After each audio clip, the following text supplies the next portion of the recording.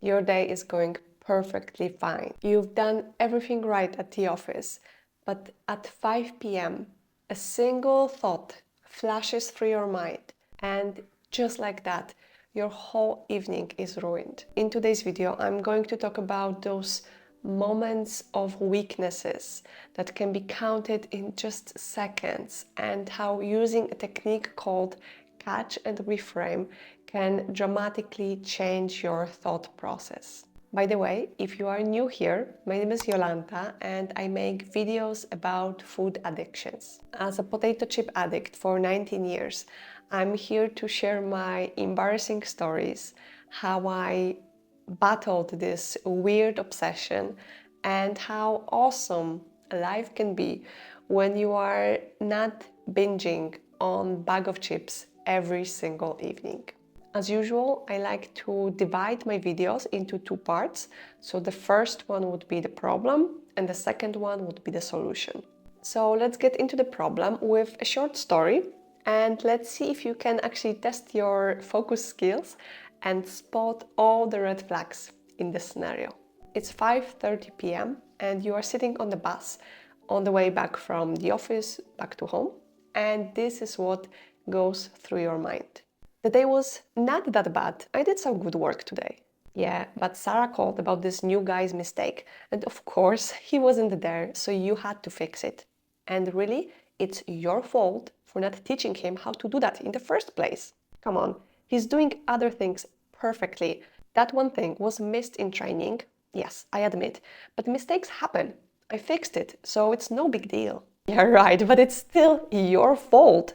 You should have known better and covered that during the training. You're right, I'm not the best coach. I could have done better. Yes, that's true, but what can you do now? Not much I can do right now except for relax and de-stress after work. Maybe I'll get some nice food and watch some Netflix. That's a great idea. What about Doritos, a bag of chocolate and some pad thai? That sounds like a good evening, right? And have you noticed the demon sitting on the shoulder? Remember it, because it will be very important later in the video. I had such conversations in my head almost every day. And sometimes they weren't even conversations. Something shitty happened at work, and immediately I had a thought about a specific bag of chips that I was craving.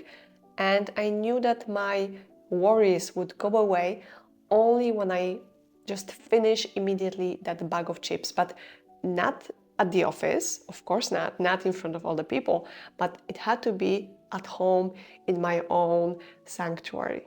As you can see, my mind connected bag of chips with stress relief and also killing boredom after work.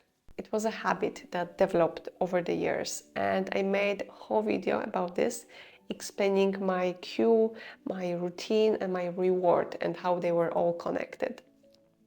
I'll put a picture here of the video, so if you would like to watch it, please go ahead.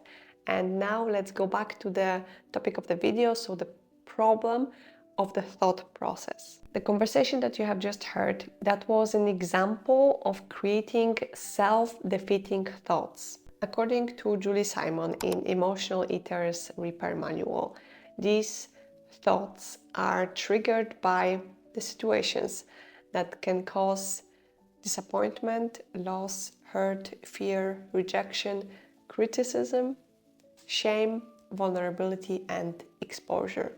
And my typical one was criticism.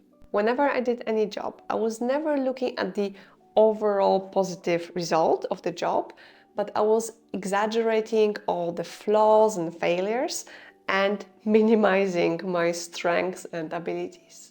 And this pattern typically happens because we were criticized and ridiculed as children, and we have a fear of being found defective.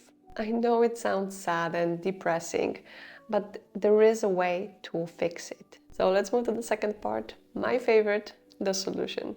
Julie Simon developed a two-step process called catch and reframe. In step one, you catch your thoughts about the situation that's bothering you. It's important to write down what you are thinking and feeling.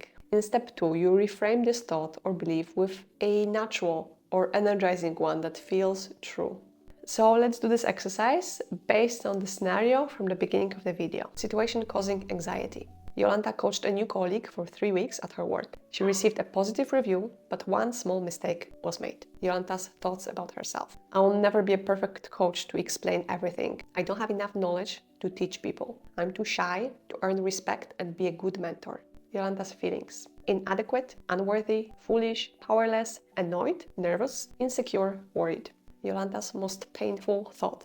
I'm uneducated and don't have skills to coach people. I should stop trying new things and stick to my tasks because I'm just going to fail anyway. So that was step 1, to spot these thoughts and feelings. So now the step 2 is to reframe them. So replace the negative thoughts with the new and energizing ones. This part is not going to be easy, but can be exciting, and we can make a little game out of it. Do you remember the demon sitting on the shoulder at the beginning of the video? To visualize the negative and positive thoughts better, let's add an angel, who is the source of energizing and positive thoughts. I'm uneducated and don't have the skills to coach people. I should stop trying new things and stick to my tasks because I'm going to fail anyway. I'm educated and I'm perfectly capable of doing new things, and small failures won't discourage me. When I practice more coaching, I will feel confident and sure of my skills, and I should keep doing that. Your manager is praising your coaching skills, and it's not something that comes easily to everybody.